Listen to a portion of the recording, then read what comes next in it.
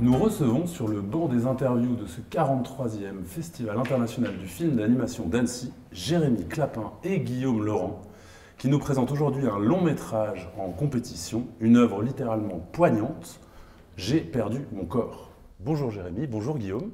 Bonjour. Merci beaucoup d'être avec nous à quelques minutes d'une présentation en salle. Jérémy, vous êtes un véritable habitué d'Annecy. Vous venez depuis 1997, quasiment tous les ans.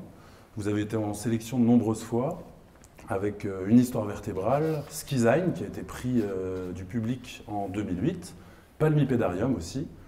Comment vous sentez-vous cette année avec un long métrage en compétition? C'est différent? C'est bien sûr un peu disproportionné par rapport à l'expérience que j'ai eue en court-métrage, mais de toute façon, aller à Annecy, c'est de toute façon retrouver une famille d'animateurs, de passionnés d'animation, donc c'est toujours un immense plaisir de venir ici. Et à l'échelle d'un long métrage, évidemment, tout ça est décuplé, aussi peut-être un peu par l'engouement qu'il y a autour du film depuis Cannes, effectivement. Pour vous, Guillaume, c'est une première? Oui, la famille d'animation est une famille d'adoption, on va dire, parce que c'est la première fois. Et c'est lié, je pense, à la singularité du roman, évidemment, qui, en live, ça aurait été un petit peu plus compliqué, surtout au niveau du casting de l'actrice principale. Justement, J'ai perdu mon corps, c'est une adaptation de votre roman, Happy Hand, paru en 2006. C'est donc un script à 4 mains qui raconte l'histoire d'une seule. Expliquez-nous comment cette collaboration est née. Alors, au tout départ, effectivement, ce roman étant absolument inadaptable, il a fallu l'idée du producteur, Marc Dupont-Avis, qui a lu le roman et pris les droits sans du tout savoir ce qu'il allait en faire, et ce qui était évidemment quelque chose d'assez audacieux parce que c'est tellement atypique, original, singulier, et tout ça c'est évidemment des qualificatifs qui n'aident pas à monter, à financer les films. Donc on s'est embarqué dans une aventure déjà au départ singulière. Et heureusement, avec la rencontre de quelqu'un d'aussi original, singulier, atypique et talentueux que Jérémy, on est arrivé à ce résultat absolument incroyable. En effet, c'est sacrément incroyable. Là, je vais vous citer un petit peu, Jérémy. Le roman et l'animation ont ce même pouvoir d'arracher le spectateur à sa réalité. Mais comment est-ce qu'on fait pour justement cristalliser la force d'un roman, qui est presque infini, puisqu'imaginaire, dans une production d'animation ? Dans le film, il y a un aspect très sensoriel et le roman s'en empare avec le langage de l'écrit. Et au moment de passer au film, il fallait trouver un langage approprié. Ça voulait dire abandonner peut-être certains aspects du roman pour privilégier d'autres aspects comme le son, le côté...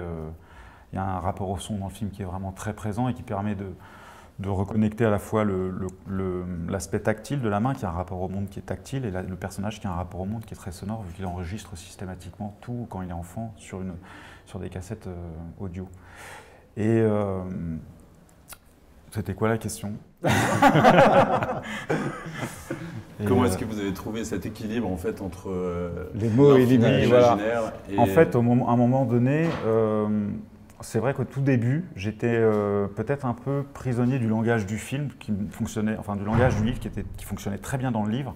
Et il fallait que je trouve son alter ego dans le film. Et donc j'ai peut-être un peu tâtonné et j'ai été encouragé aussi bien par Guillaume que par Marc de vraiment m'approprier le roman pour en faire un vrai objet cinématographique. Et donc il y a eu une deuxième phase de réécriture où on a abandonné finalement beaucoup de choses du roman pour garder toute la force du roman concernant la main, l'essentiel, en tout cas pour l'adaptation, et essayer de reconstruire un personnage qui serait plus approprié dans le film. Adapter un roman, d'une certaine manière, c'est le traduire, en l'occurrence en images. Traduire, c'est parfois trahir. Vous, Guillaume, qui avez travaillé sur beaucoup de scripts, avec Jean-Pierre Jeunet notamment, comment est-ce que vous percevez cette nouvelle version de votre œuvre ? Évidemment, c'est toujours très différent un film d'un roman. Là, je pense que vraiment la vraie difficulté, c'est qu'une main, c'est pas une personne, et que dans le roman, ça fonctionne par des mots, effectivement, comme disait Jérémy, c'est que cette main, pour qu'on y croie, il faut qu'elle ait une conscience, Et dans le roman, ça passait par des mots. Et d'ailleurs, on est passé sur des versions où il y avait une voix off qui remplaçait. Puis petit à petit, elle a été gommée, puis elle a disparu. Elle a été remplacée entièrement par finalement le mouvement. C'est-à-dire qu'en bougeant, elle exprime ce qu'avant elle disait avec des mots. Et ça, c'est vraiment, je dirais, la réussite de cette adaptation-là. C'est très fort parce que c'est du bout des doigts, mais en même temps Ah bah oui, en pleine paume. C'est remarquable. J'étais vraiment bluffé par ça à l'arrivée. Côté production, vous avez travaillé avec Blender, il me semble. Comment est-ce qu'on fait pour produire une œuvre aussi singulière avec un outil aussi générique, sans que ça sonne péjoratif, hein. Blender, c'est un logiciel open source, donc il a l'avantage d'avoir une énorme communauté qui le rende très modulable aussi, qui permettent de vraiment intervenir dessus, aussi bien sur l'interface que sur les outils de Blender. Et pour ce projet, de toute façon, il fallait très vite réfléchir à... c'était un budget assez restreint, un film difficile à financer, on l'a dit. Et donc, fallait quand même, on avait des ambitions évidemment assez grandes avec mon producteur, et puis c'était du réalisme, tout ce qui est dur à faire en fait en animation, donc il fallait trouver des solutions, et même inventer des solutions qui n'existaient pas forcément dans un pipeline de production commun. Et Blender avait un outil interne qui permettait à la fois d'animer en image de synthèse directement en 3D et de dessiner aussi directement dans le logiciel en gagnant beaucoup de temps dans cette phase de dessin qui peut être très chronophage. Enfin, c'est assez complexe après d'expliquer ça, mais en tout cas c'est le seul outil. Ses concurrents payants ne le proposaient pas ça. Je pense que c'est ça qui m'a décidé et qui nous a décidé à partir sur cet outil-là. D'accord. L'univers que vous avez créé, il est véritablement à mi-chemin entre la photo, le dessin et le cinéma. On y observe un découpage d'une précision chirurgicale, des cadres qui flirtent avec la perfection et un travail de l'espace qui est vertigineux, au point qu'on perd pied dans cette histoire de main. Comment est-ce que vous avez fait pour nous emmener aussi loin? Quelle a été la ligne qui vous a animé dans chaque plan, dans chaque séquence? Moi, je crois profondément qu'il faut travailler déjà. Donc, il y a beaucoup de travail sur le storyboard, sur le layout pour arriver à des cadres équilibrés, des prises de vue des angles de caméra qui permettent d'exalter le dispositif du point de vue, parce que c'est un film sur une main et c'est le point de vue d'une main qu'on va devoir suivre pendant 1h20.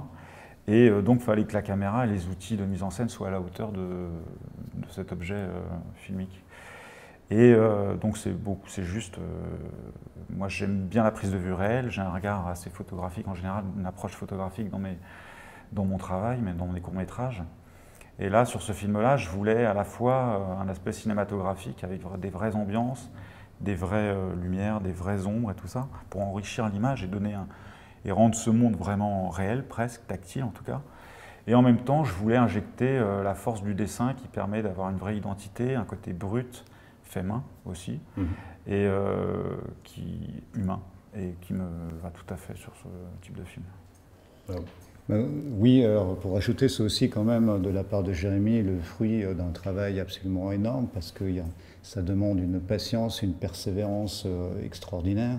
Donc, et c'est rare d'avoir à la fois le talent et la persévérance. J'ai remarqué que les gens qui ont les deux, c'est assez rare.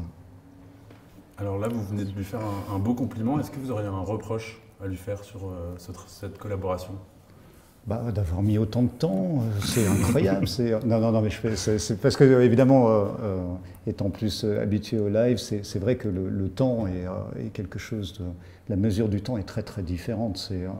Et à certains moments, à partir du moment où il s'en est vraiment emparé à commencer à créer, à fabriquer, parfois j'appelais, je me disais tiens, je vais apprendre qu'ils ont tout laissé tomber. Que ça... non, c'est encore en route, c'est juste que c'est un travail de fourmi extraordinaire. Mais pour rebondir là-dessus, en fait, comme la difficulté du financement de ce projet était assez avérée, finalement, c'était un mal pour un bien, parce que ça nous a donné beaucoup de temps sur la conception même du film, et à chaque fois, l'écriture... on peaufinait l'écriture, on précisait, on augmentait peut-être un peu les niveaux de lecture, en tout cas les différentes couches de calque de l'histoire. Donc on a eu beaucoup de temps pour travailler sur l'écriture, sur le scénario, mais aussi après sur le storyboard et sur l'animatique pour arriver à avoir des séquences assez précises en termes d'action, parce qu'il y a beaucoup d'action dans le film et ce type de séquence ne tolère pas des choses trop imprécises et tout ça, donc il faut beaucoup travailler ça. Vous aussi, vous auriez un reproche et un compliment à faire à Guillaume? Absolument pas, non.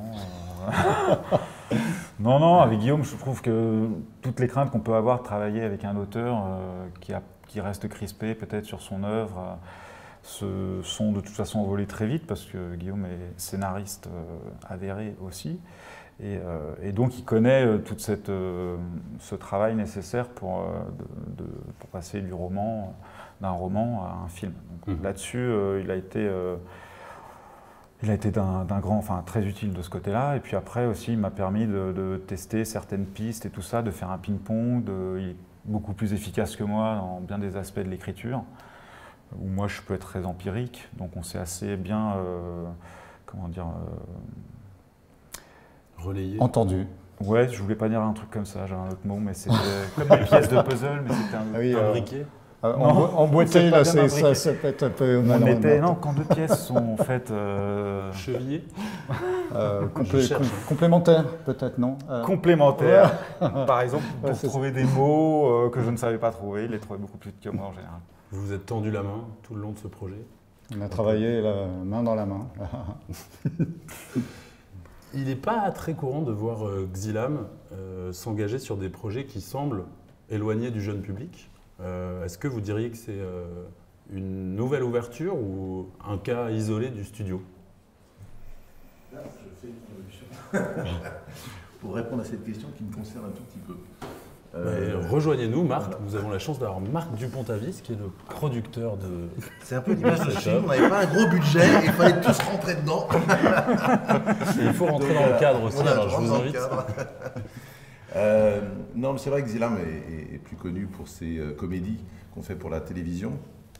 Moi, j'avais une activité de cinéma qui était dans la prise de vue réelle, puisque j'ai fait travailler avec des auteurs formidables comme David Hofen ou Johann Sfar.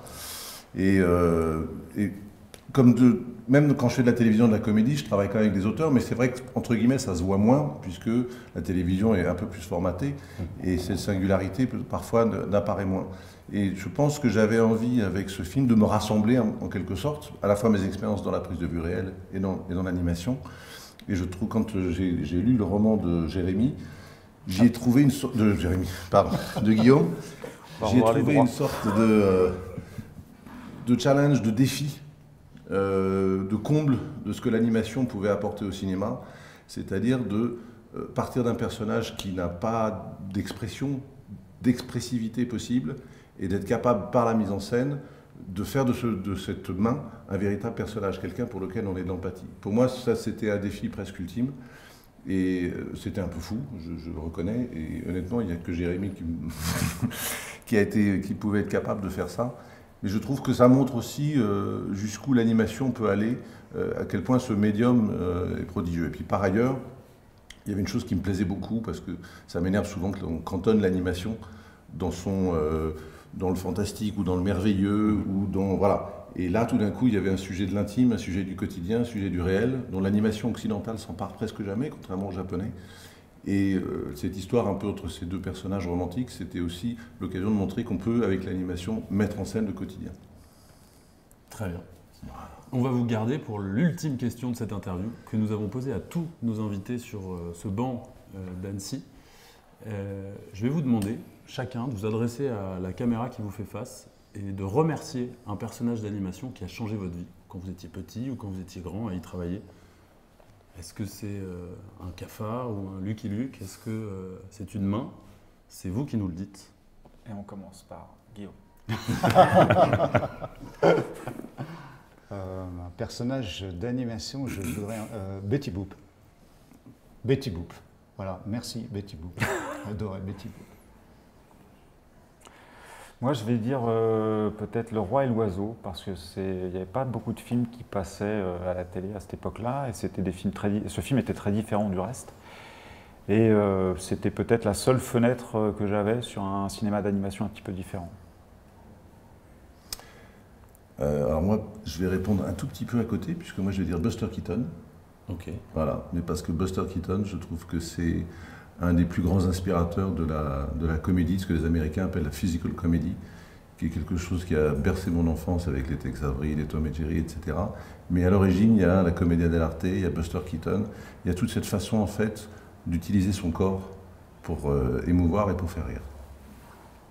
Ça nous fait une sacrée palette. Je tiens à préciser que moi aussi j'ai répondu à côté parce que j'ai donné le titre d'un film. Tout à Alors fait. on demande à un personnage. Voilà. Je suis le seul à avoir Il y a que répondu Guillaume correctement à la qui a question. suivi. Ouais.